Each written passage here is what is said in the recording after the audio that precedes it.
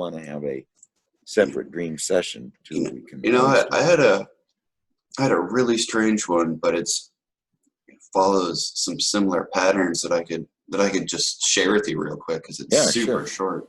Yeah. So all I remember from the dream is I'm just sitting there with this like young girl, kind of I guess a baby, because she's really grotesque and strange, and she's got this giant head where it kind of creases in the middle, so the hemispheres of her brain are like really pronounced.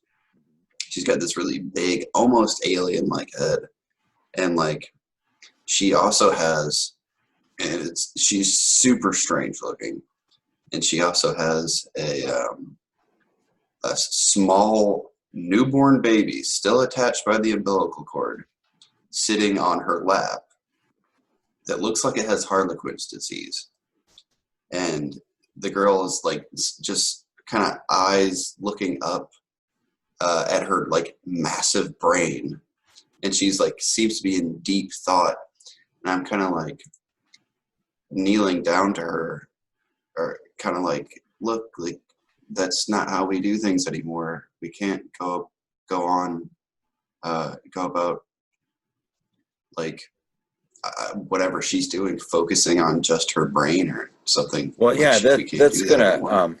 We'll talk about that on Monday, and of course we can do a separate session with you. But I just found this wonderful description of the 4 states of the anima. Here's my wife's going to take the puppy with her. Bye. Bye-bye. Say goodbye. Woo. Hi. Yeah. Love that dog. Yeah. Hi, Kathy. Well, I mean, the whole thing is the state of the pueri turnus, is just this wonderful description of it, and the 4 states of, relating to the anima or animus. One is the state of either not, because you're either living in the world of Peter Pan, or you're living in the world of either also for a woman it'd be living in a kind of a world of protection by the father, where she doesn't really engage.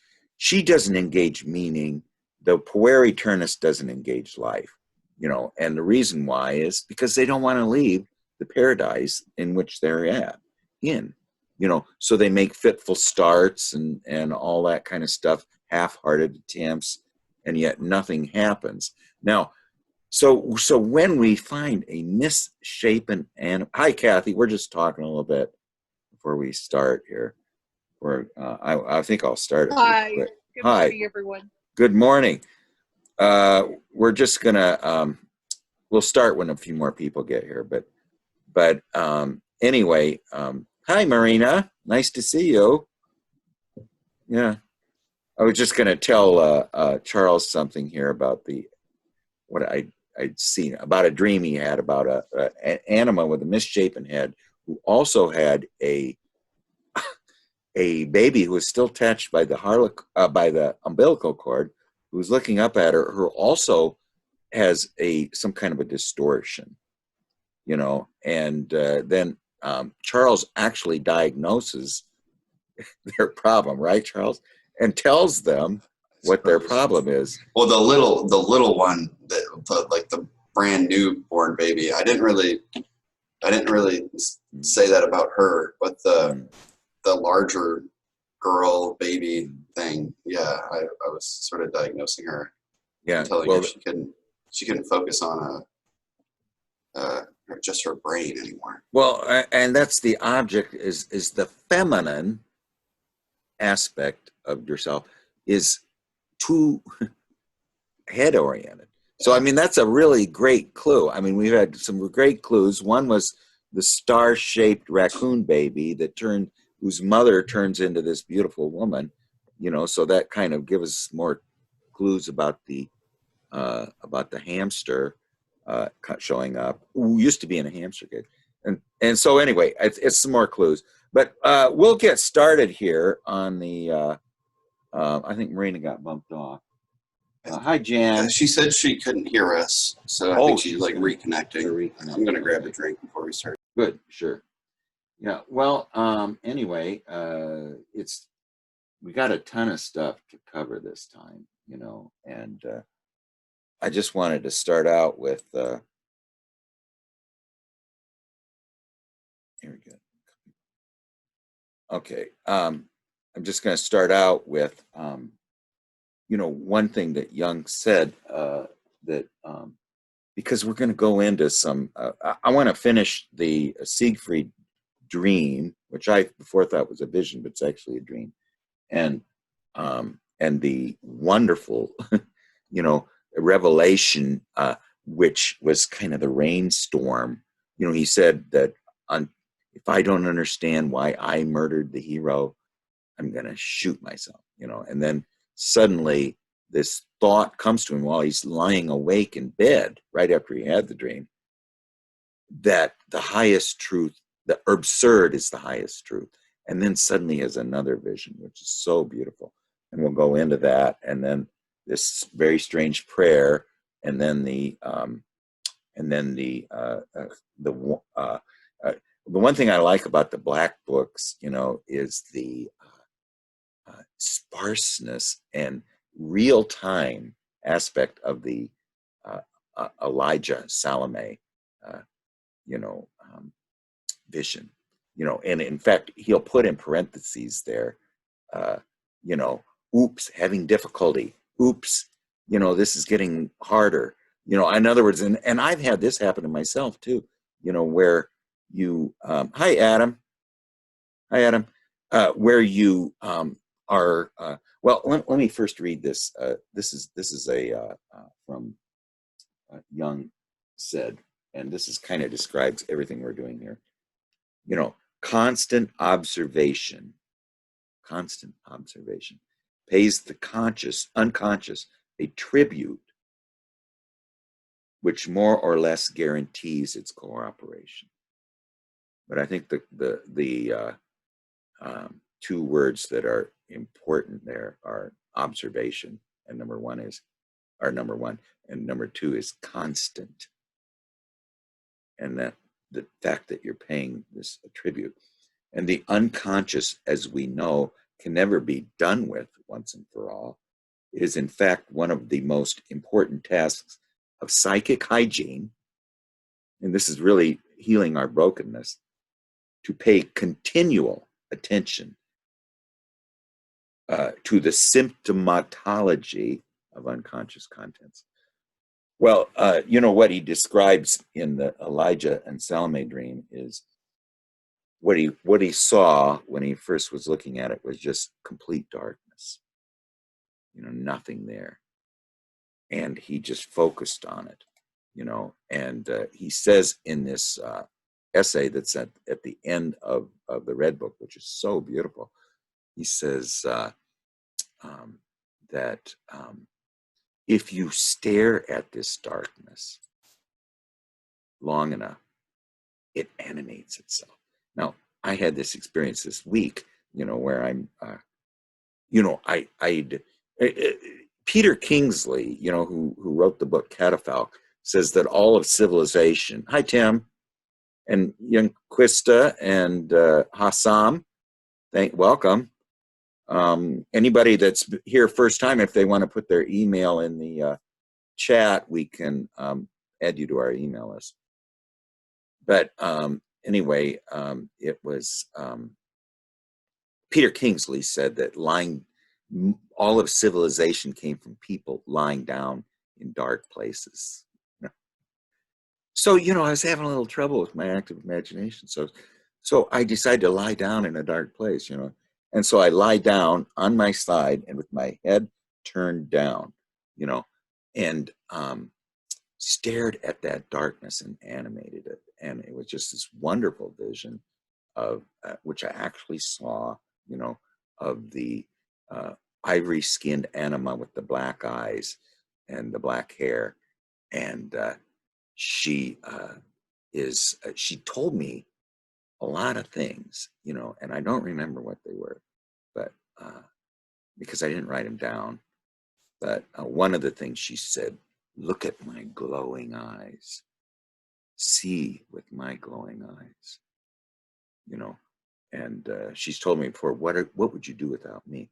But anyway, this is the object, I think, of the 4 stages of integrating the anima or animus. The first is the one where you have never left the father or mother sphere, and the second is just you project it on someone else, and it is you're hopelessly infatuated with that person, but you're not really infatuated with that person. You're in love with love, within yourself.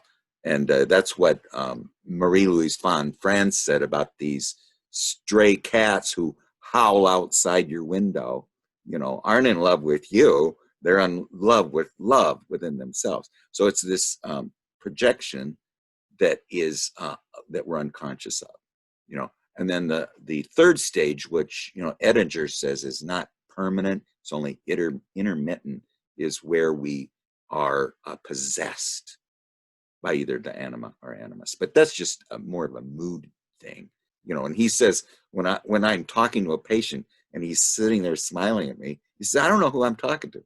Am I talking to the ego? Am I talking to some complex? Am I talking to the shadow? Am I talking to the anima or animus, or am I talking to the self, to number 2? And he says, and it shifts during the conversation, So anyway, so then the anima, as my bing bong goes off, it's time for me to go to work. Suddenly she goes, wait, and then she shows me something, and what she shows me is this tunnel of trees, and we go, and now this came from staring at the darkness and having it animate, which is Jung says what he's doing here, staring at the darkness and animate. And this tunnel of trees opens up, and just move through it real fast, and see the face of every woman that ever lived. Now this is the 4th stage of the animus relationship, is to be conscious of it, because she or he are the filter to the self. This is where they are acting as the bridge to the self, and this is going to come up here, in these dialogues that we're having right now. Hi, Gary. So anyway, we'll just get started. I'd just like to finish the first. Say, Craig, before yes. you move on, just in hearing you talk about this image of every woman who's ever lived, I woke up from a kind of remarkable dream this morning that included going to visit somebody in a different town in probably Canada. And this is a woman who had come to see a painting that I was going to go see as well. And the way she described it was kind of like what you're talking about. It's a layering of different images of a woman's face. And so I actually got up this morning and did this. And I just want to share this. Yeah, let's see it too, if you can share it. I was going to say too, at the end of the tunnel was the Great Mother. And this, I actually saw this. So this is the layering of many, many faces on top of this. This is actually 4 paintings, one of my own, one of Franz von Stuck, one of Thayer, and one of Modigliani. Mm-hmm. Wow, that's beautiful. I mean, you are a master at this. I mean, you've shown us some other, remember that one that you showed us that one time where it was a picture of nature and a one of a woman's face. Yes, yeah. A woman's face. Well, yeah, I mean, the idea of even bringing this up though is Gary and I, have this trouble with darkness, and what Jung says in that, beautiful. That's beautiful. And we're going to have actually, we're going to look at two paintings of Franz von Stuck later, One is of Salome, and the other one is that Salome there or not? No, the Van Franz von Stutz Stuck. Yeah. is called Sin. It's probably one of his most famous Yes. paintings. Yeah. Well, yeah. It's yeah. I know which one you're talking about. It's Eve But with the snake around her. yes, yes.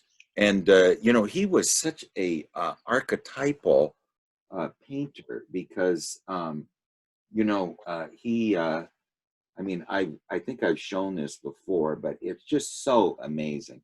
Like, for instance, when Jung does the has his murdering Siegfried actually happened in Sarajevo. So there was this idea of murdering the most powerful and efficient part of yourself, which had become too um, uh, too sure and too self-confident in itself. Now, this reminded me of you, Tim, when you're going down that hill. You're you're real confident of it because you've been doing it many times, but yet you go into the ditch. But now this painting was painted in 1889, and it was called The Wild Hunt. That was the same year that somebody was born, and I'm not going to tell you who, because I don't like to mention his name, but he was the known as the Wotan figure during World War II. I don't like to release poisons into the room, so I'm not going to mention his name. But anyway, Whose painting was that? that was Franz von Stuck. Was it? Oh, Yes. great. Let me show it to you one more time. It's Yeah. in 1889. This was the same year that this person was born. It's called The Wild Hunt, and this is supposed to be Wotan. And if you can see, his left eye, like Wotan's, has been put out by the in exchange to learn the secret language of the runes, uh, and yet there was somebody. Look at that face, and think of that person who was born in 1889. I mean, it's just amazing. And it's sort of like here's just a since we're looking at Franz von Stuck. Here's the one that we're going to look at later, which is Salome.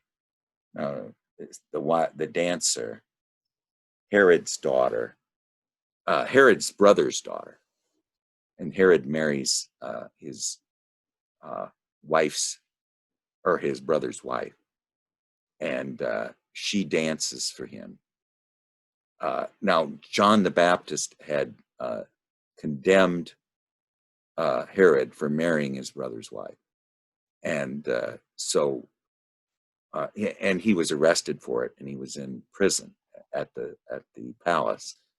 And Salome does such a wonderful dance that Herod says he'll give her anything. What do you want? Now I want you to look at the background. It's stars, and then what is this strange face? Here. With his hand clenched or something, this strange face of a beast, and anyway, so Salome goes and asks her mother, who's now married to Herod,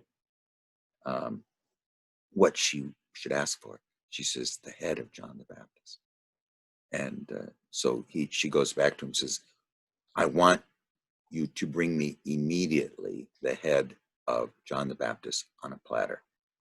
Herod doesn't want to do it. But the whole palace is gathered there, and he doesn't feel he has any choice. So he does. He sends a guard, and within just a few minutes, they come back with John the Baptist, the announcer of the new God. And by the way, he's also Elijah. Now, doesn't that add a little mystery to this union of Elijah and Salome, the murderer of of, uh, of John the Baptist? Elijah and John the Baptist are the same person. They and I can show you where that is comes up right here. This is then an angel of the Lord appeared to him, standing at the right side of the altar. He says, "Do not be afraid." Well, he says the punchline is that this is John the Baptist speaking, and in the spirit and the power of Elijah. This is your wife. Oh, your wife Elizabeth will bear you a son, and you are to call him John. So this was the prophecy of John the Baptist being born.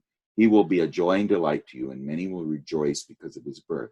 For he will be great in the sight of the Lord. He is never to take wine or other fermented drink. He will be filled with the Holy Spirit even before he's born. He will bring back many of the people of Israel to the Lord.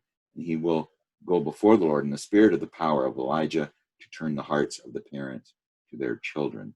And then it's also says that a couple other places too. There's one other place here. This one here.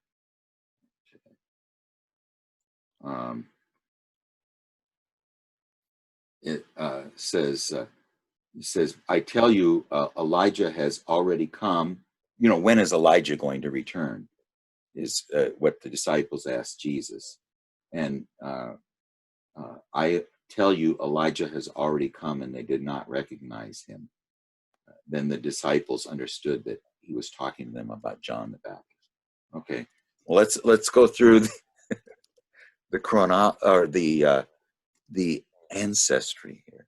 You see Elijah with Salome, who was the one who had John the Baptist murdered. Elijah is John the Baptist. They're the same person. So this is a great mystery. Now, what it means, I'm not sure, but I don't think Young has mentions it, and I don't remember anybody mentioning it. You know, I mean, I'm sure it's somebody has noticed this, but it's just something that I found out when I was researching Elijah. You know, but anyway, let's just finish up a little bit on Siegfried, and because there's a ton of stuff here. I'm just saying and I hope I can get to all of it today. But first of all, let's finish Siegfried. Now, the murder of the hero. You know, Young. This is a dream. It's not a vision. It's put in the red book as if it's a vision, but it's a dream. And he says, Young says, I felt an enormous pity for Siegfried, as though I myself had been shot. I must then have had a hero that I did not appreciate. It was my ideal of force and efficiency that I had killed. I had killed my intellect. That's his dominant function, the one he navigates with. He had killed his intellect, helped onto the deed by a personification of the collective unconscious, the little brown man with me. So the unconscious and Young killed Siegfried, who was his intellect. Now, Tim, this reminds me of one of your dreams.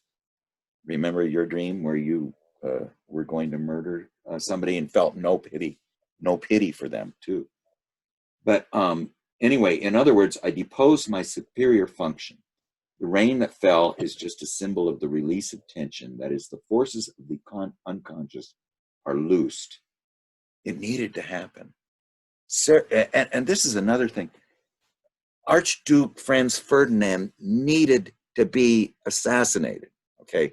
Now, just look at this. They tried 2 times before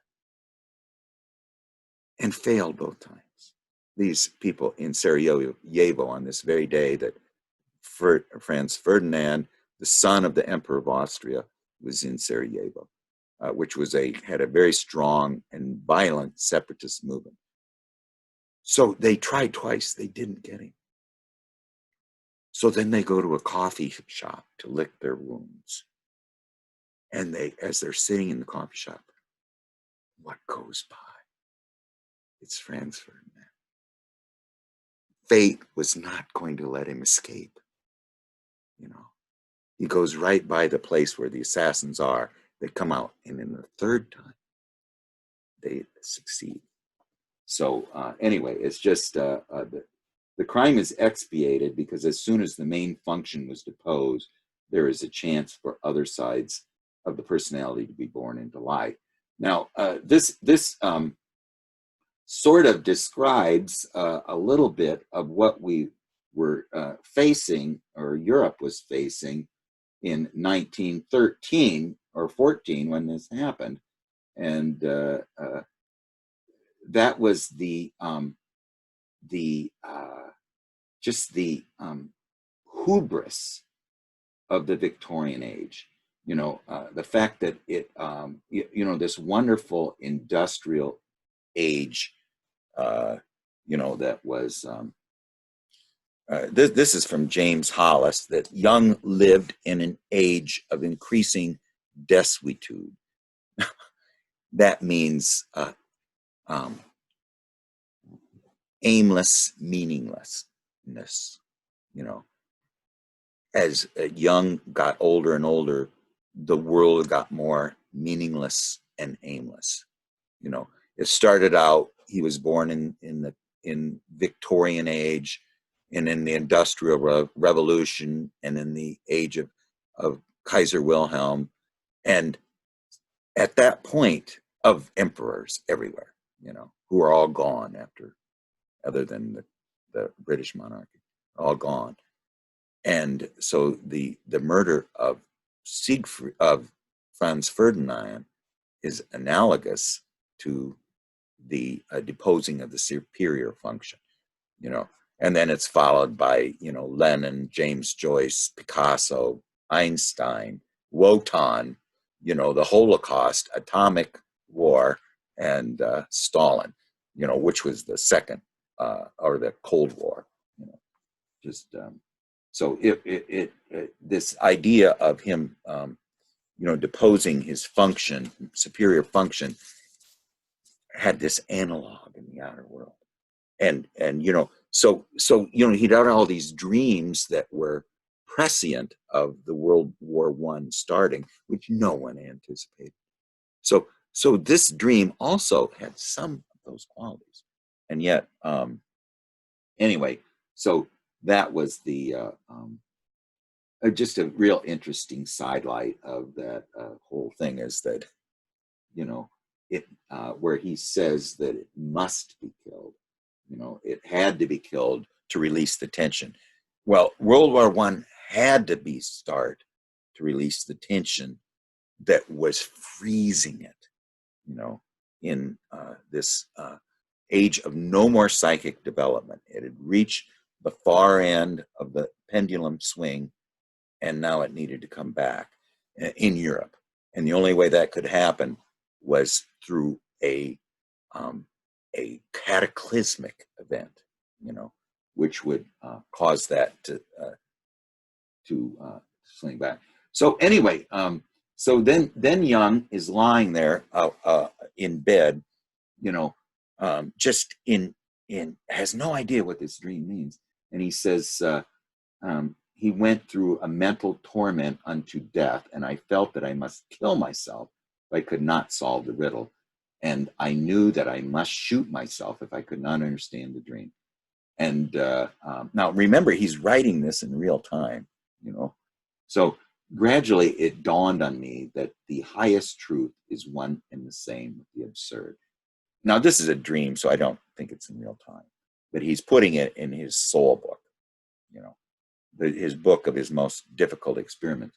So now listen to this. This is so beautiful. I mean, and it's talking about what does it mean for the highest truth to be the same with the absurd, And in this moment, the enormous tension. He's lying awake.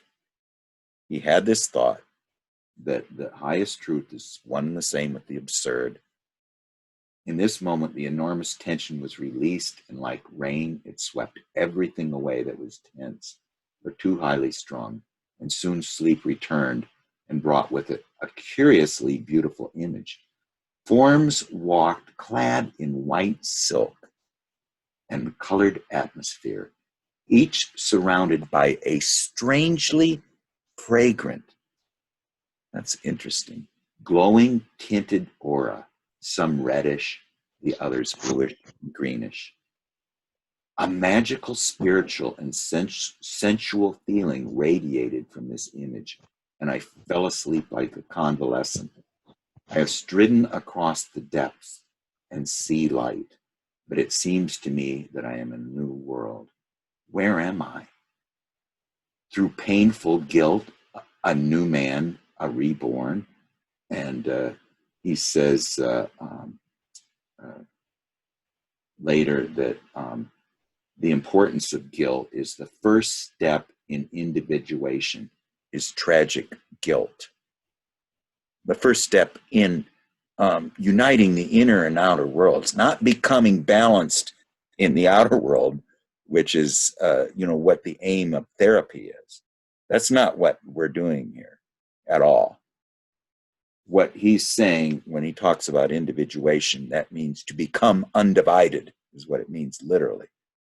And what is divided, what is broken, is that the ego has separated from nature. And actually, Jung describes this phenomena of the ego as the intersection of soma and psyche. Psyche is the unconscious of which we are now aware as a ego independent source. Consciousness is now aware of this objective consciousness and the fact that it needs eventually to become its empty vessel, and so it can be its vehicle in the outer world. So the ego formed at the intersection of body and spirit, or psyche, or meaning, or whatever you want to call it. That's how it formed. And there's a wonderful, the first paragraph of Schopenhauer's book, The World is Will and Representation, which actually in modern language would be the world is energy and image. It kind of describes this state, which is, so it's pretty short, but it says, when philosophical discernment, this is from the first paragraph of it's his masterwork, Arthur Schopenhauer, who Jung had a lot. He's just this, he was really infected by the Upanishads. All of Europe was infected by the Upanishads. These Indian, Britain, when they had made India a colony, somebody was anxious there to translate the Sanskrit works into English or to European languages, whatever. He spoke German, but and Schopenhauer says about them, if you want the blossoms of spring and the fruits of harvest at the same time, here's where you find it. Is what he said about these works. And anyway, he says that what he's talking about is philosophical discernment. It becomes clear and certain to him that he does not know a sun and an earth, but only an eye that sees a sun and a hand that feels the earth. That the world around him is an image.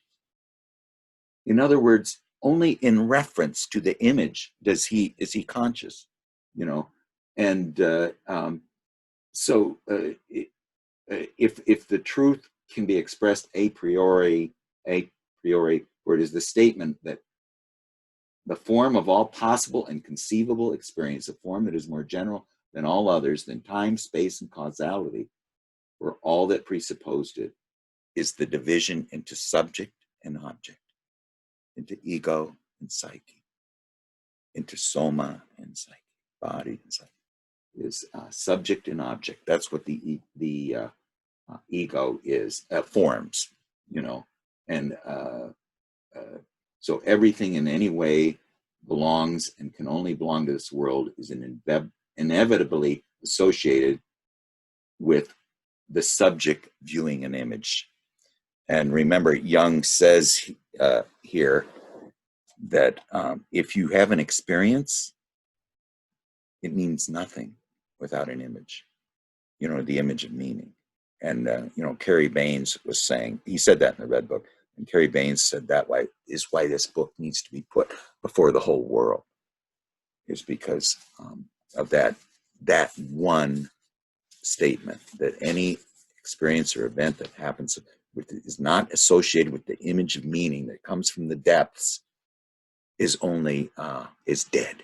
You know, it becomes alive when that happens. So anyway, we'll just finish this beautiful statement. It's a magical. Now, seeing these figures clad and their aura, a magical, spiritual, and sensual feeling radiated from this image, and I fell asleep like a convalescent. Where am I? Through painful guilt, a new man, a reborn. I don't know the way or wherefore. I assume, not yet learned how to walk in this new state. In other words, he's experiencing the wonders, the fascination, and the longing for the depths, you know, because he's actually doing it, and it's, you know, it's cooperating with him, and it's sending him things which, regardless of how much they troubled him, seemed to be something he absolutely needed. And he says that in the next thing. So it's certainly, this is an animated world, a world of the simplest things, no world of will be or must be. It seems to me rather a world of maybe, with entirely undetermined possibilities, a world of colorful twilight. It seems as if there are only modest waysides here, close at hand, no distant targets. Now, this is very Taoist, okay? You know, and yet it has this wonderful richness of color and image in it too. You know, not just nature, but also the richness of the color and image. And it seems if there are only modest waysides here, close at hand, no distant images, no broad, straight military roads, no heaven above, no hell below, a strange world in between. Now, this is what James Hillman told us is our homeland. This is what Tim experienced in Canada. You know, this is this in-between world. Okay, a strange world in which, in between, everything merges into soft shades. It's no longer solar, no longer of the searing light of ego discernment. It's in soft shades, a colorful painting, harmonically, like music, fused in itself. And now, he told Aniela Yaffe about this dream, you know, and it's just worth repeating what he says. He said about this in-between realm. He says, this is some kind of in-between realm. And the term definitely appeared in the original version of the dream. The idea was that if one is confronted with their darkness in the form of the experience of the Siegfried dream, then the idea comes, I enter into a twilight. I am this and yet something else. You know, this is the fact that the ego is this and yet is something else. And this doubleness presented itself, I plus my aura. So he's saying the ego is not central here. There's something else central. And this dream told it to him. you know, something that I am and something else that is distinct from me. It is an indication of the unconscious which reaches strangely far beyond me. Like a saint's halo, this is strange effect on the attitude towards the human being. If one is in the company of several persons and knows them and knows all about their shadows, all about their weaknesses, all about their faults and frailties, one then sees these people as they are, but they are also something entirely different. You know, they are surrounded by a strange sphere. They live in a strange light-colored sphere which circumscribes their other state. This seems to me like a vision of the world beyond, where men are whole and complete, unlike here. The saint's halo also characterizes his transcendent shining light, his psychic being. And anyway, this is, it's very interesting that Jung also put this image on his headstone. Let me just show it to you real quick here. This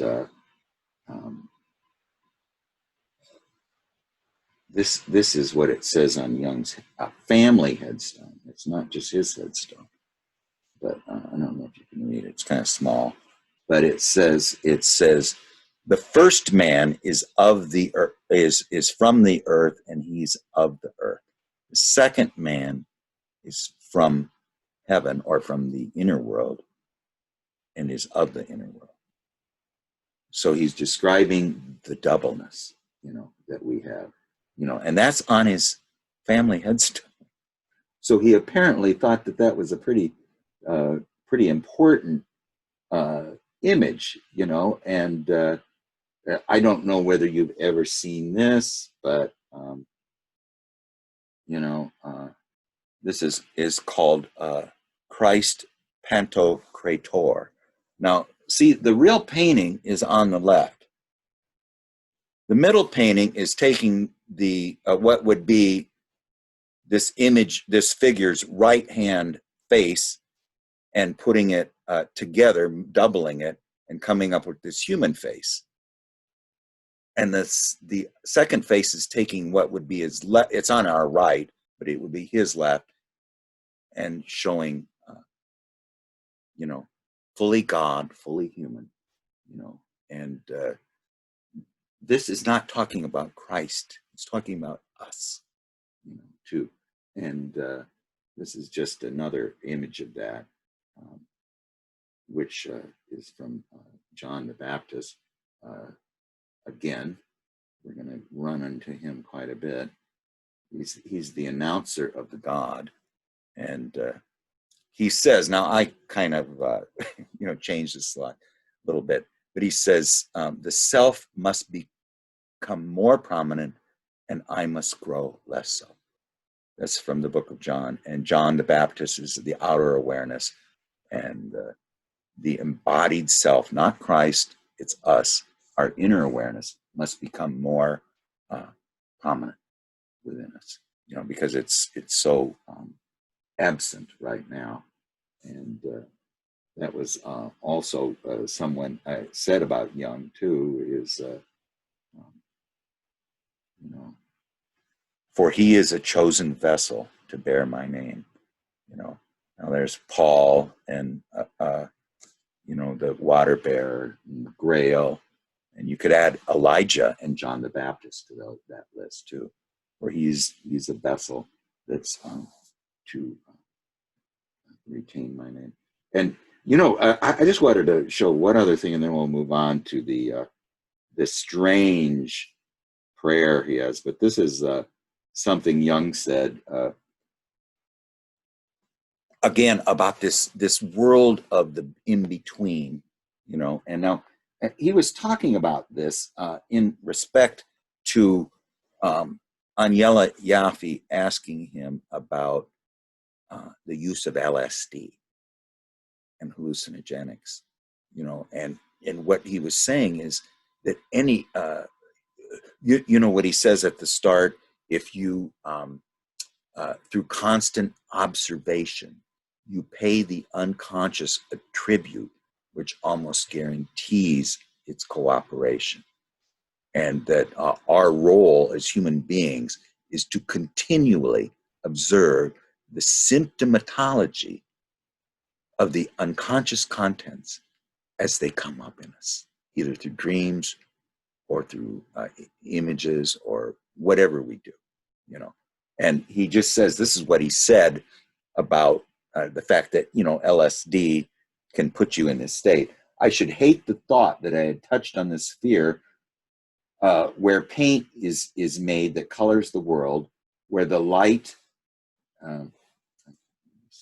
where the light is created that makes shine the splendor of the dawn, the lines and shapes of all form, the sounds that fill the orbit, the thought that illumines the darkness of the void. You know, that he viewed this without deserving it, you know, because any image that we give are given, like, for instance, if you're filled with dreams and images, but you never do anything with them, they're unopened letters, you know. And I often have this, in my dreams, a voice says, God is trying to stir you in every way that you can possibly be stirred. You know, listen, you know. And then there's the anima's taking a clock hand and she's moving it to the top of the hour, you know, and she's saying, it's time, is highest time. You know, in other words, the responsibility of ego to be this empty vessel, you know, for the unconscious. Well, anyway, that was the end of that dream. Does anybody have any comments about that? Because it's pretty powerful. I don't know if you have any comments. We can move on to the next part. I don't know. Gary or Adam, do you have anything planned today or not? Yeah, I had an exercise planned. Okay, great. Well, do you want to start at 10:45 or 11? Or You know, maybe probably 11 is okay. Okay, it'd be 9 o'clock your time, I believe. Yeah. Okay, all right. And Jan had a question. What did Jung say about LSD? Okay, well, okay, he said that LSD or any hallucinogenic was a undeserved connection with the depths, one that you did not earn through guilt, through suffering, through pain, and through lived life, you know. Now, you might get a disagreement from the peyote cult, you know, of the Southwest Native Americans, because they used it as a tool to go into the trance state, you know. And it is, if you use it in the right way, but what you need to do is to become the vehicle of those images and turn them into the third thing, which is this absurd, which is the highest truth, you know, which is the, taking this image, adding attention to it, being the two roles of ego, to be the medium of expression of this image that you were graced with. Okay, let's say you got it with LSD, fine. This image that you got from your LSD or your peyote cult. Peyote, what is peyote? It's a cactus or something. Yeah, it's a cactus. Yeah, that they would take, or, you know, mushrooms or whatever you take, you know. And you need to, if you got this image and you got it through through this other medium, then, you know, lying down in dark places, you need to do something. You have a great responsibility now. And he was thinking that the people who were taking these hallucinogenics were doing it for the same reason that an alcoholic gets drunk, you know. In other words, they want to transform spiritually, but they can't do it, so they try other means. And what they do is try to unite with the unconscious through inebriation and through intoxication. And this is really the negative anima, or the negative animus, the negative angel of, who's called the young witch, by the way. She's the young witch. She's the one who is the goddess of addiction. She's the goddess of transformation, but she's the goddess of oblivion and death. You know, in other words, you can't stand living in the outer world. You don't want to engage life, and you don't want to move to the upper sphere.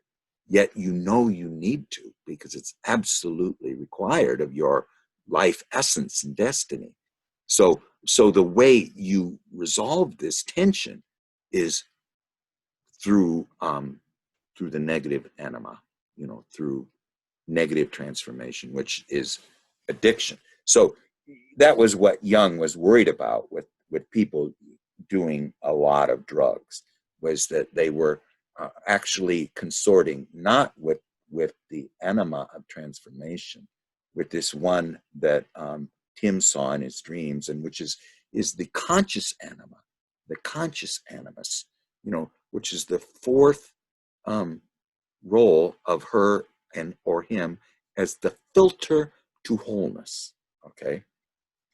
Instead of that one, they are dealing with the young witch, you know, and so anyway, but you could say, if you would be the, I didn't finish what I was going to say, if you got this image through either LSD or through peyote or mushrooms or any other hallucinogenic, which just basically, you know, removes the barrier between the ego and the inner world, you know,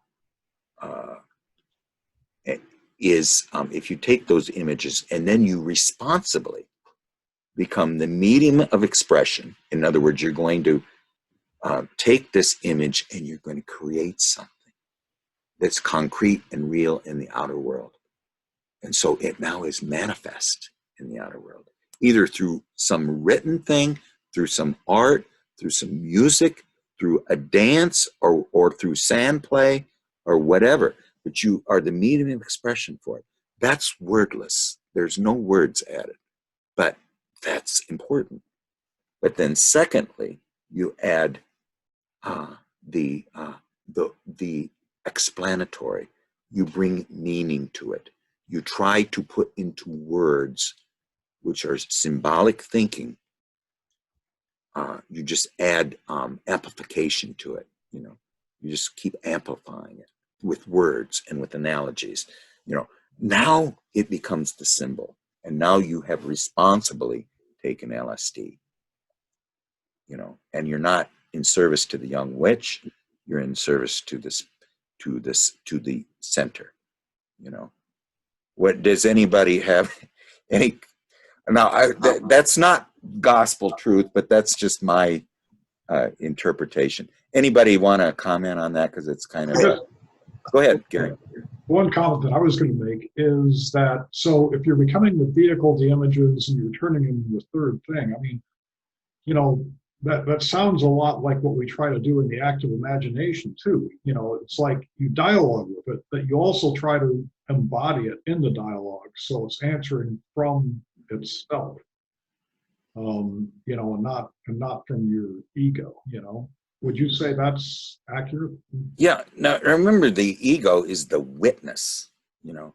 Now, the ego experiences a lot of things in its consciousness. It experiences these complexes, which bring up emotional surges. But if you're really conscious and you are an observer in the amphitheater of yourself in the arena, you're just a witness of what is happening. And then you can establish distance from that. Or if you are you know, somebody is mean to you or something else happens, you know, you can be the witness and not the one who is buffeted by the winds of samsara, the whirlwind.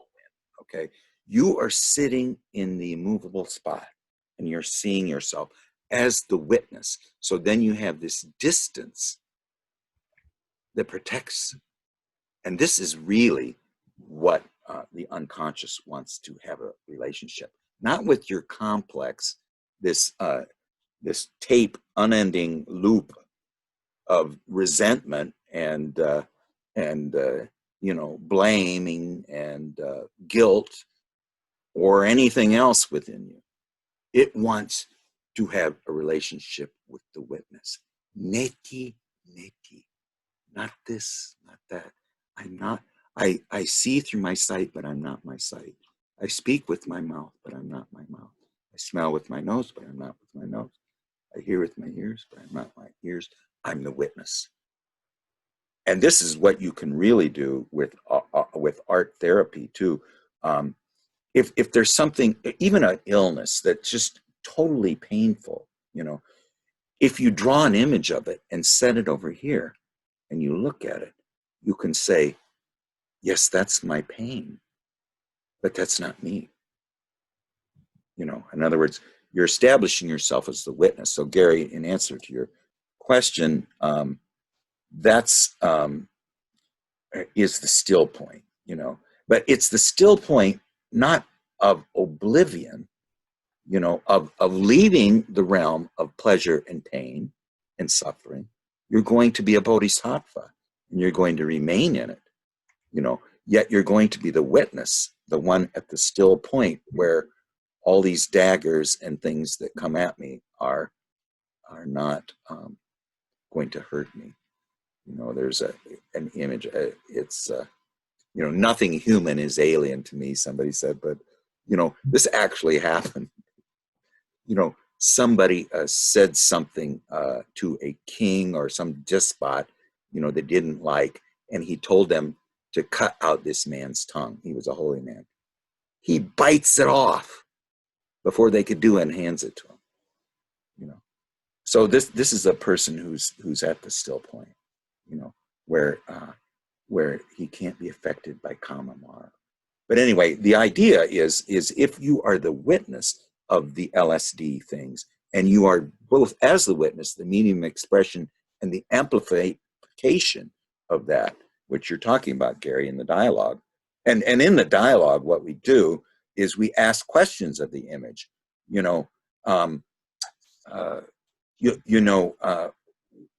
why did this dream say this? And why did this dream say that? And then you answer after you've tried to assume the consciousness of the inner awareness, and you're going to find answers that are just absolutely, the ego could never have come up with, But is there any other comments on this? I mean, it is kind of something that is a little... Go ahead. I just wanted to briefly comment on the kind of what was mentioned just a minute ago about like the psychedelics. I have a couple friends that very regularly do psychedelics like LSD and mushrooms and stuff.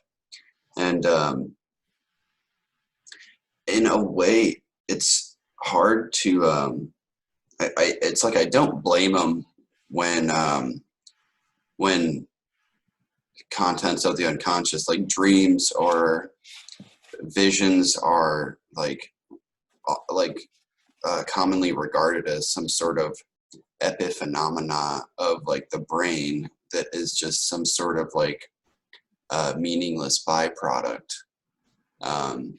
And when that is a sort of like normal, accepted, mainstream sort of view, and like that's the truth claimed by science or whatever, neurologists and whatnot, that like I can't blame someone for, because everyone deep down wants contact with the inner world, because that's kind of the like life spring well of humanity.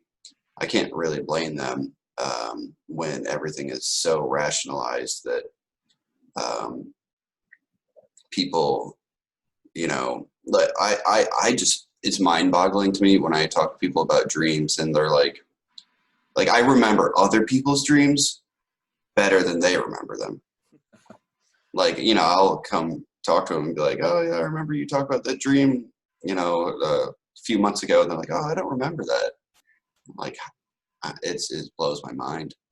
So it doesn't surprise me that people turn to things like hallucinogenics, because I know that's what they're trying to do. They're just trying to get in contact with that realm, and they don't, I don't know, they don't realize that it's yeah, it's difficult to access, but it's still, it is there. You know, it's never going to go away. It's never going to leave them. So It's yeah, one good way to learn the psyche is real. And also, you know, some people have experienced the same experience as you would almost in a near-death experience. And life is never the same for them after some deep experience. You know, my wife, just to mention something, you know, she's now, you know, she lost both her sister, who was the most wonderful being who ever lived, by the way, just saying. I've got some videos on YouTube of her singing. This is back in the early 70s. She was just a very charismatic being. And her older brother, who, by the way, he said in some things he did at a treatment center, how would you like it if your mentor was your sister who was 5 years younger than you? You know, who was this wonderful sister of my wife. Well, both of them died of you know, addiction. One died of an overdose, and the other one died of some in an alcoholic, just drinking too much. But anyway, he writes in this thing. He writes that he and his sister one time were taking LSD, and he says we both saw the flame where all meaning comes from. You know, the eternal flame where all meaning comes from. And he says, he says, I spent the rest of my life trying to find it again. And she snuffed it out. You know, it's just kind of an interesting little thing about it. But anyway, I don't, you know, I think we all are somewhat intrigued by it. You know, if you can, the ego is so strong. If you can weaken whatever it is between you and the ego, it's just wondering if there's some side effects or anything. But anyway, why don't we just start? I'm going to skip the next dialogue. We'll come back to it because even though it's very good, why don't we go right into the Elijah thing, because I think it's somewhat related to what we're talking about. And so anyway, now it's really interesting this is real time, as real time as you can get, you know, and it's on 12/21.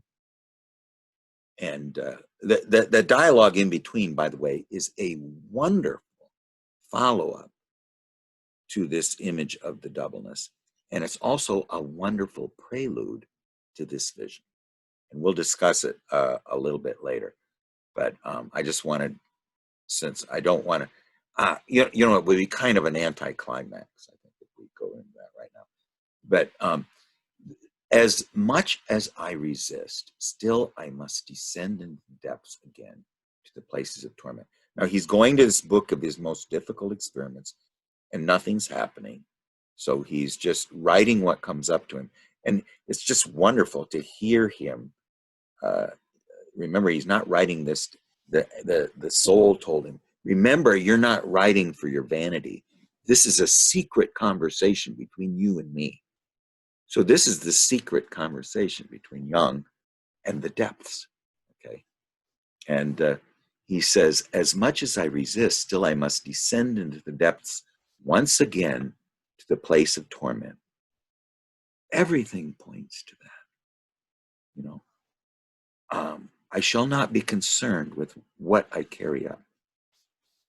And I know why I have pathetic fear, the sleepless nights, the shredded state of my own heart. And that is what is he shies away from and comes to this book for. You know, is this the pathetic fear, the sleepless nights, and the shredded state of his own heart. And it's almost a physical nausea that holds me back. In other words, he knows that this is exactly what he needs. He's being compelled to do it. Why do push my pen so furiously across the page, he says. So now here's this thing of, which he describes in this wonderful essay in the appendix, which is very long. I don't know if we want to, how much time we want to devote to it, but it is probably the greatest amplification of a vision you will read anywhere. Okay, but it's, so we might want to take some time on it. But he says, so now he's talking about, okay, he's said this. Now he's doing what Gary and I do. He's just staring into the darkness and he's not seeing anything. And he says in this other essay that if you just stare at the darkness long enough, it will start to animate itself. You know, so all this darkness, black mists accompany me. I sink. And he says later that he sinks to cosmic levels. He goes down to the moon. You know, I think he'd say up to the moon, but he says, I sink down to the moon. Whoa, already. You know, he's already experiencing an image, you know, and whenever you have an image, he'll talk about how you don't want to, you want to let it develop. You know, if you get, my mother, after she passed away, her sister, who was an artist, would always meditate before her art started. And this was just a couple days. She had stayed up all night with my mother on Christmas Eve, and my mother passed away on Christmas Day. And anyway, she's doing this meditation before she starts her art. And she looks up, and there's my mother standing there, just as real as anything. And she's so startled, she disappears. And so then she says, I'm going to try this again, and this time I'm not going to act so startled. So she goes into the meditation again. She looks up, there she is again. And she doesn't startle. So this is the idea of don't get to try to cooperate with the images that we see. And, you know, my mother just said, thank you for being with me. I knew you were there the whole time, you know. So anyway, that's this image of when these images come up. So now he has this image come up. He says, already I feel myself. I'm lying propped up against a rock in the dark depths. Boulders are all around. You know, you do this long enough, you'll see these things. You have to be serious about it. Constant observation, continual analysis of the symptomatology of unconscious contents will guarantee their cooperation. Okay, so boulders all around. An old man to my left with a gray beard, wearing an ornamental robe. He's probably an old prophet. His right hand is stretched out as if he were teaching. I once, all I saw was the Great Mother holding her hand out to me. She pulled me down to sit beside her. His right hand is stretched out as if he were teaching. A big black serpent lay at his feet. Now here he says what my aunt said. I obey, no resistance. He puts it in parentheses. You know, he's going to go with this, you know. In the background, he sees a house with columns, and a beautiful young maiden steps out.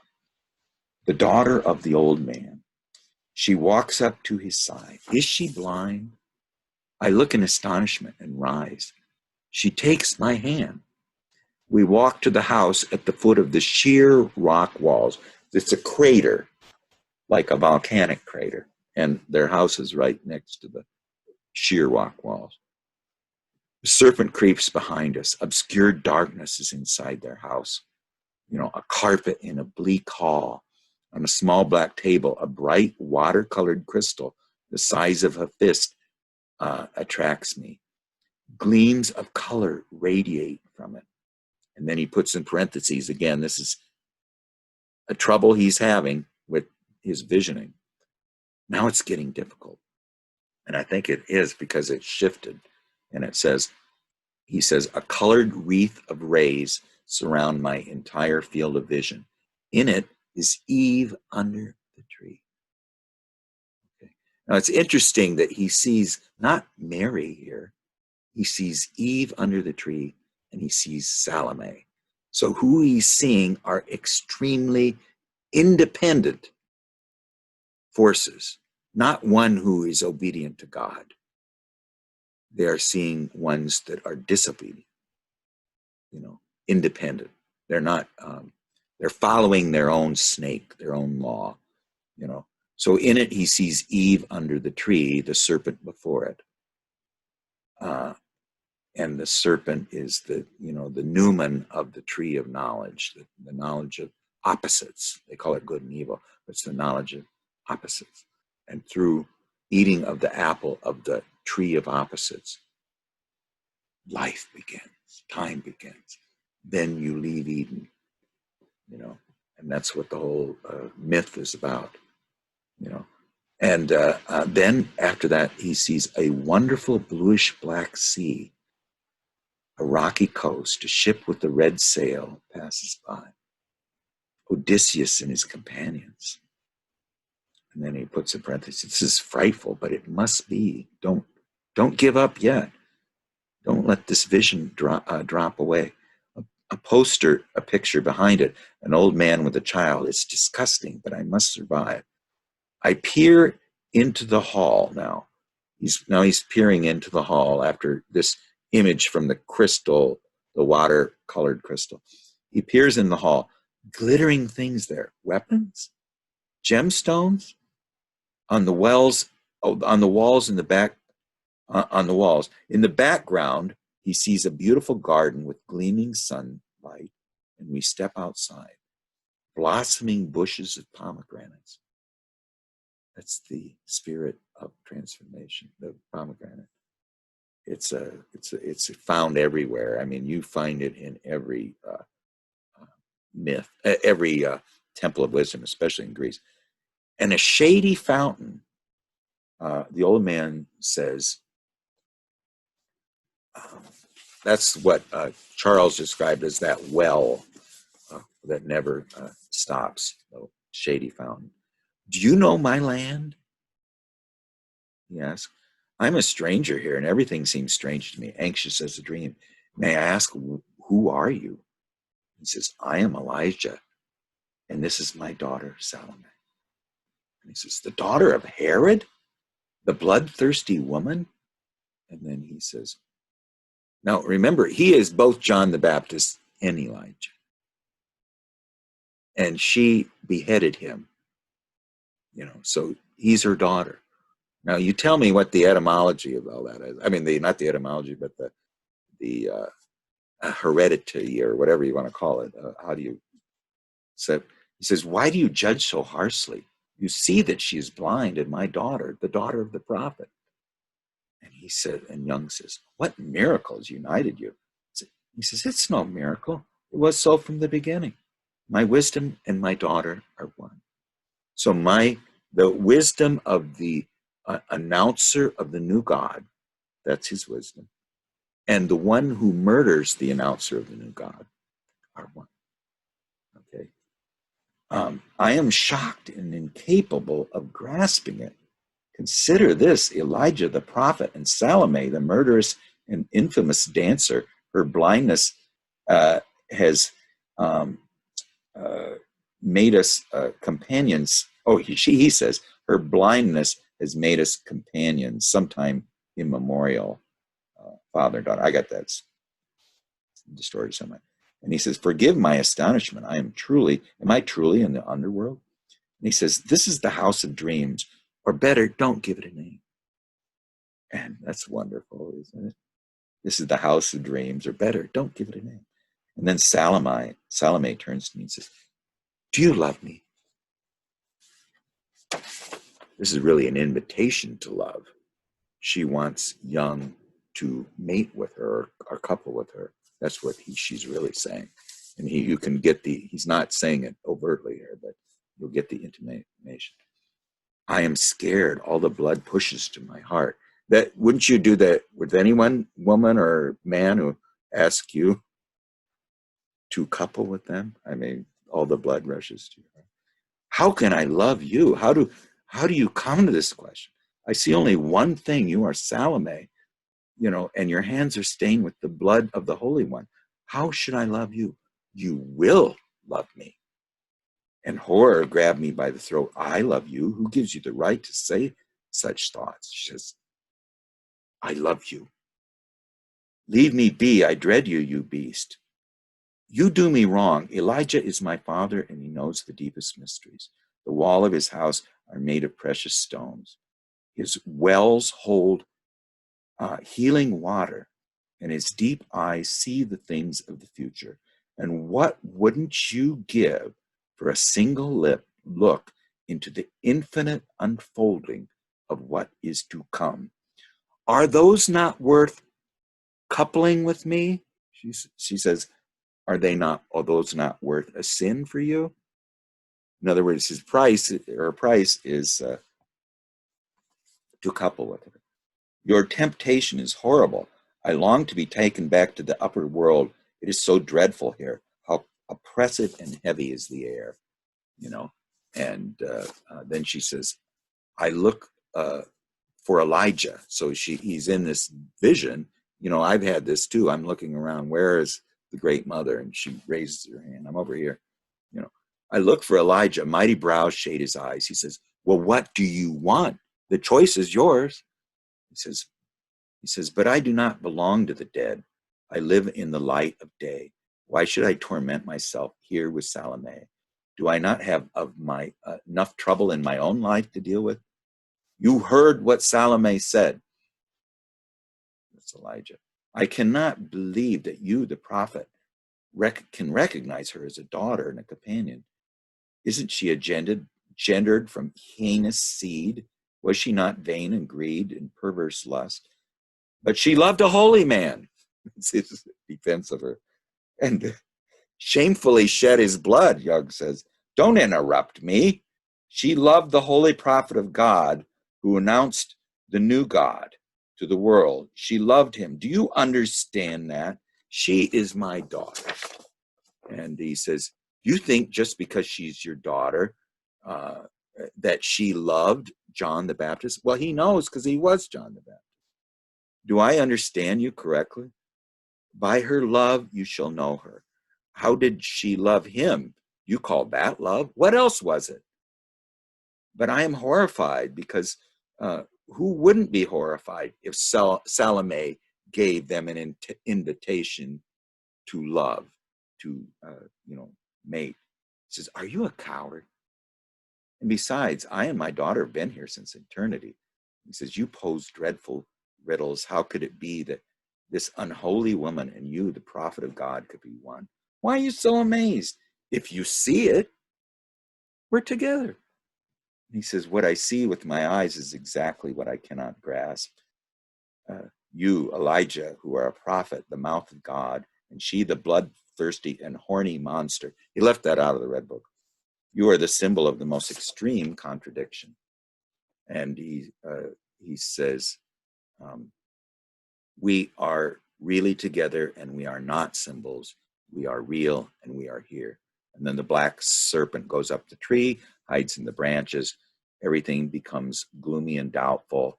Elijah and Salome rise. He leads her by the hand. I stand hesitating.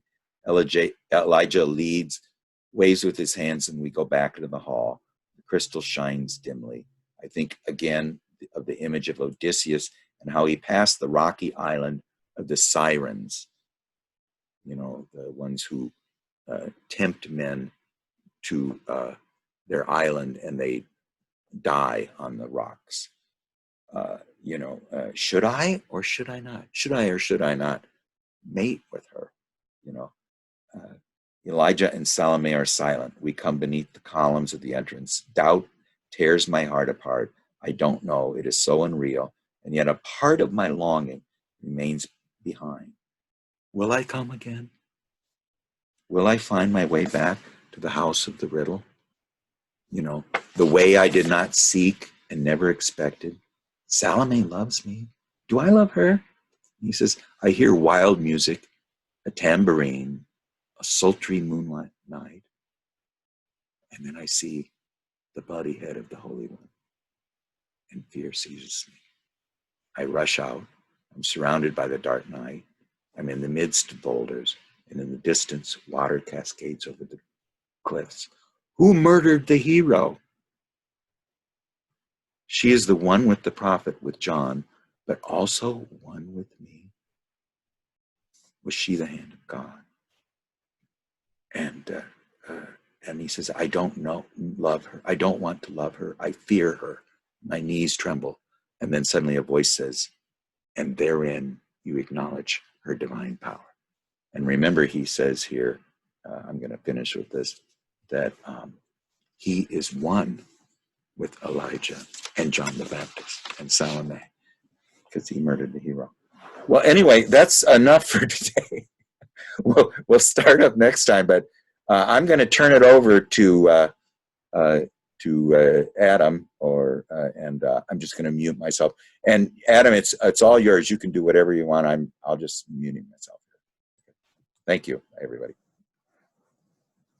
Wow. Okay. So yeah, the exercise that I thought of for today is kind of harkens back a little bit to what we were talking about the LSD. Okay, see ya, Jan. But this is just going to be like we're not going to actually take any drugs.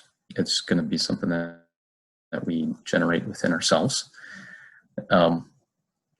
But and it, you know, it is an active imagination exercise. So I'll just describe it here. What I was thinking that we could do is, if each of us kind of gets into a relaxed state, if we're not already there, we can maybe take some deep breaths to start here. So you can just feel, yeah, and you're welcome to shut off your video, and I'll do the same in a minute. So let's take some deep breaths.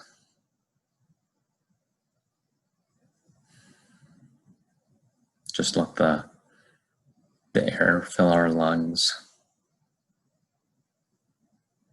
and exit our lungs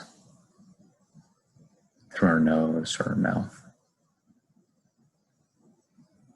And enter and exit. And now hopefully anybody who forgot that they had a body has remembered it again. We are here in a body and we have breath. Most likely. Okay. So now after we've centered ourselves here a little bit, what I wanted to suggest is that each of us try to pay attention to their bodies. And for each of us, that's probably going to be a little bit different. You know, what it is that we feel. But maybe we can just have some awareness of what our bodies are feeling. And just do that for a few moments here. Just becoming aware. What do I feel? What parts of my body seem to be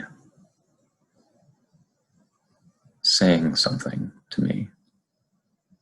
Seem to have some kind of intensity in them.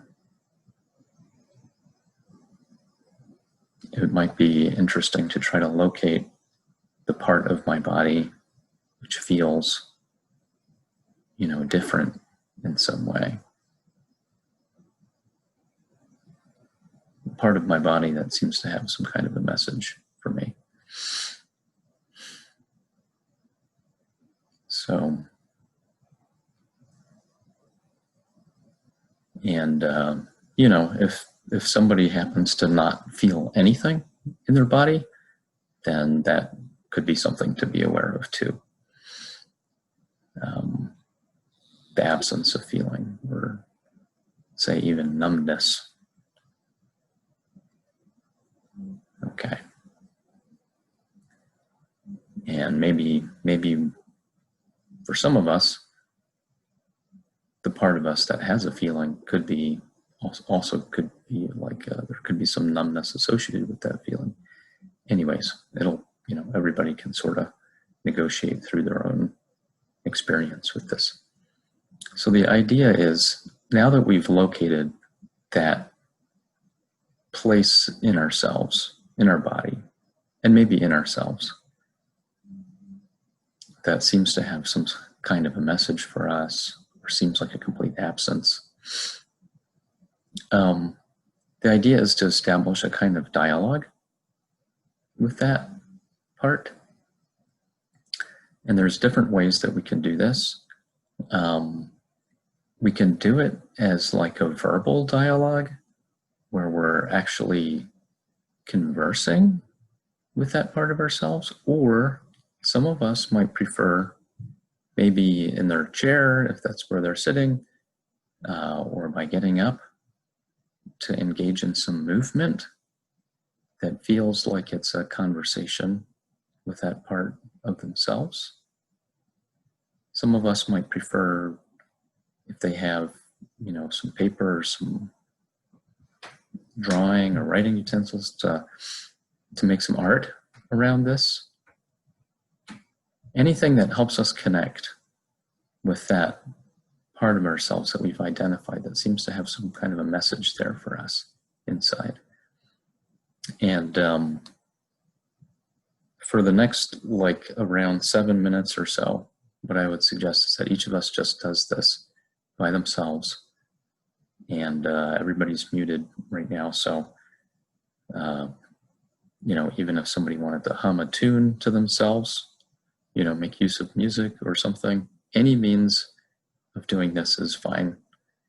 And in about 7 minutes or so, I will start my video, and we can all come back and can just maybe share about the experience to the extent that you want to or feel comfortable with it. But so let's just deepen into this experience, and we can report back in about 7 minutes.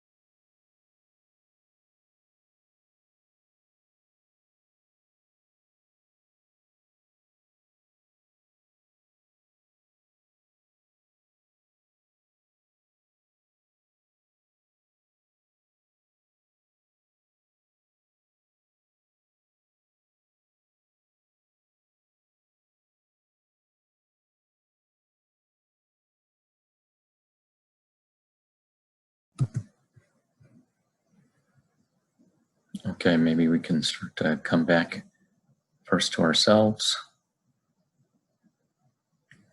in a more like everyday way, and then to the rest of the group. We can just breathe a little bit and come back to this normal state of waking awareness. And I'm going to start my video here.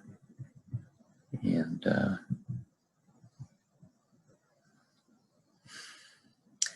anybody who wants to can share a little bit about what they experienced or what they did,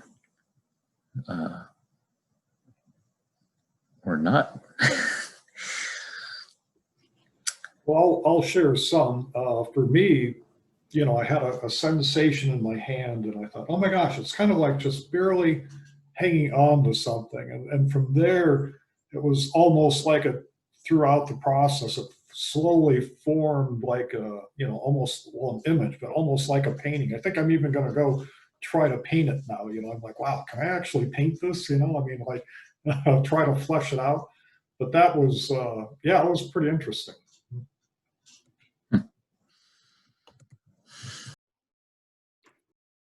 I had this kind of, I was down in that meditative state, and I realized that I kept taking bites, like I was, like someone was feeding me.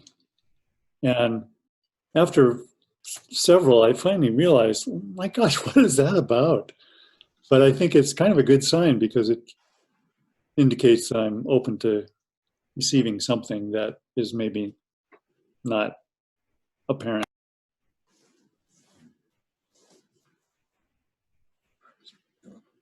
I had my image was let me see if I can set it up here. It was you know, I just drew a drawing here. It's sort of been always my thing that's been bothering me more than anything was the sensation function, you know. And it usually, I mean, I could just feel my my pants not fitting that well, you know. And what stands between me and the anima is this little devil who wants me to eat unconsciously or do things that my wife said the other day. We were looking at or our dog keeps having ticks, and she finds them and I don't find them. And I said, well, how come you find these ticks and I feel and I can never find them? She says, because your fingers have no sensation, your face has no sensation, and nothing else has any sensation. So kind of standing between me is this deep sleeping, you know, sensation function, which is, and you can see all these clocks and the unconscious and the anima are all waiting for me to wrap my head around it. I'm not doing a very good job. What about that spiral there, Craig? Well, that was the self, or, you know, the growth, you know, and everything is all at stake here. The growth, the conscious relationship to the anima, and the bridge to wholeness are all at stake, because right after I could get done here, I'll probably go do something stupid, you know, like eat. But I was trying to feel my body, and all I felt was, you know, these pants are getting a little tight. Why is that? I'm getting up there in age too, so. I just tried to pay very close attention to my body, and, you know, trying to feel everything, and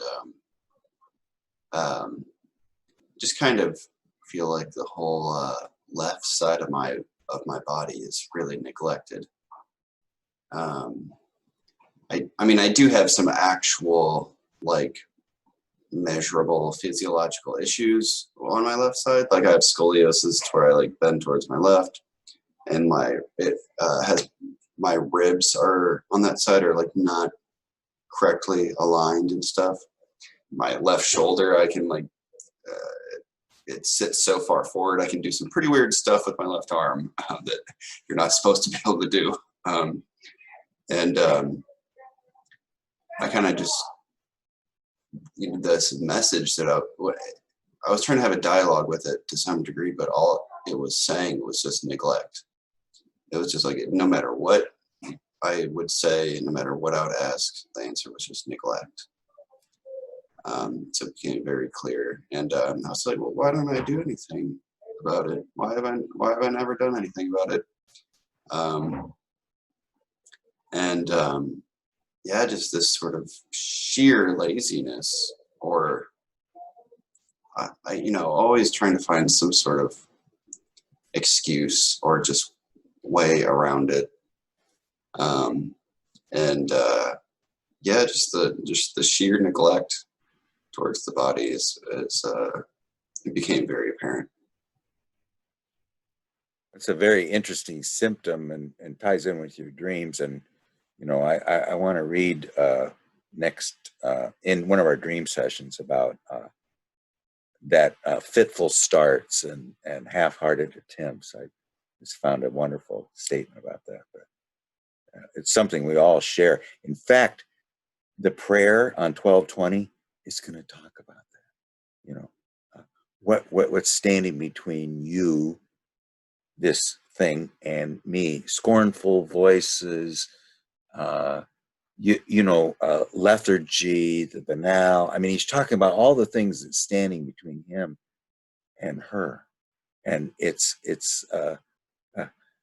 fear and doubt and what's the other one? I forget. But anyway, it's this is very interesting, Charles. Thank you.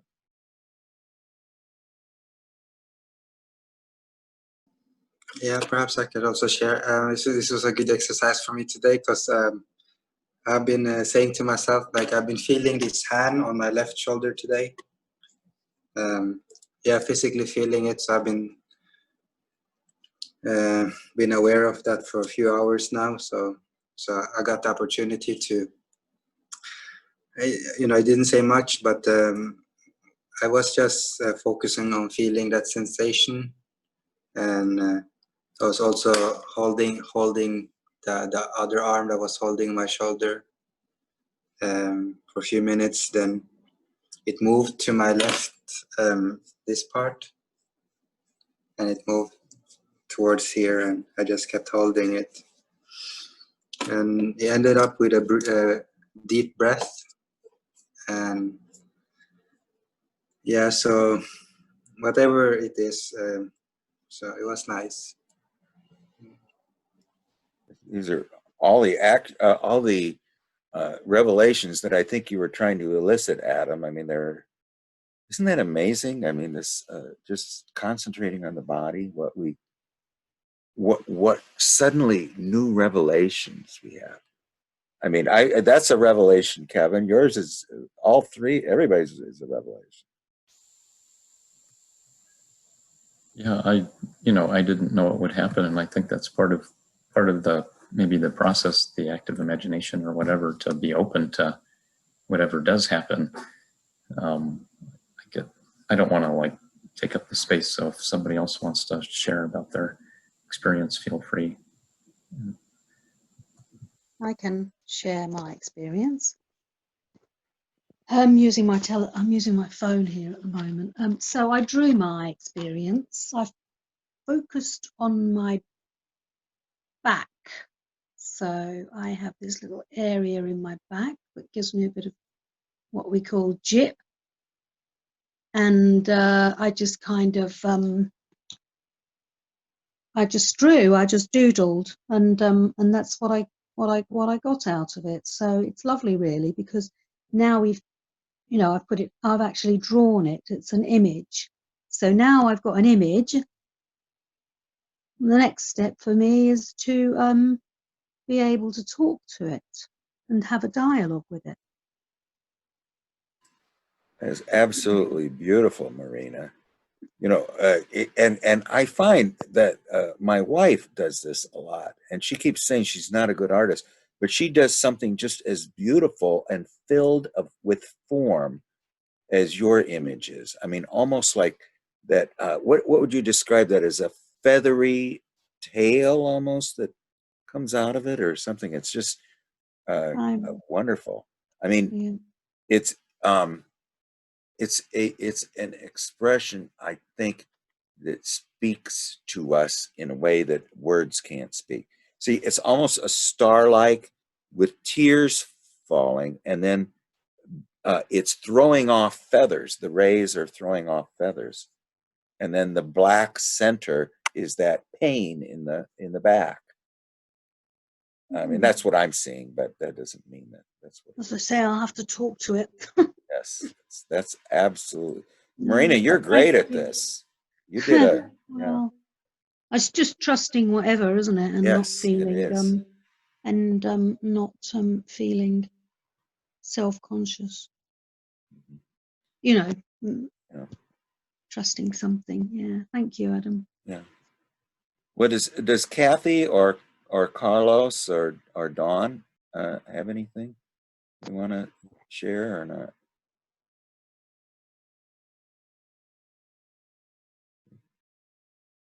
Or Adam, did you want to finish Yeah, up I here? could. Yeah. Yeah, I could share my own Yeah, process. sure. So I didn't know what I was going to do. I thought I was going to get up and like have some movement, but instead I started writing. I wrote like one thing, and then I did some movement in my chair. And then I actually started singing and kind of thumping my heart. And doing those things, it brought me into like a place of really deep kind of peace and relaxation that I haven't felt for a long time. So I was surprised by that. And it was very like nonverbal in general. So. Well, you know what I kind of like about this is the resistance that we have at the beginning of the exercise, and then we go through the exercise. It just reminds me when I would go to these abstract dances that last 4 hours. The first 2 hours were excruciating. Then there's an intermission. And you think it's never going to end the first 2 hours. There's the intermission. The second 2 hours, you wish it will never end. You know, there's just this object of that first 2 hours is just to get over resistance to this nonverbal healing that I think, at least I felt in this, and plus with what Charles and Kevin and Tim and Gary and Marina all, and you and Adam all said. Well, I am so sorry I hogged all the time. I always like to hear what Kevin says, but we'll start next time with a little more sum up, a little more discussion, and I won't. But I just got caught up in everything, so I apologize on behalf of the Grand Budapest Hotel. So, anyway, we will see you all next time, and it's really fun. I think this is a very exciting. It's his real first mystery play that he's experienced. You know, he's going to experience some more, but this one really is a mystery play. And it was something that we're reading the real-time script to. So that's why I'm kind of all hopped up about it. But anyway, well, thank you, Gary and Adam and Charles and Kevin and Tim and Marina and Carlos and Kathy and Dawn. And hope to see you all next time. We'll see. Thank you, guys, everybody. Bye now.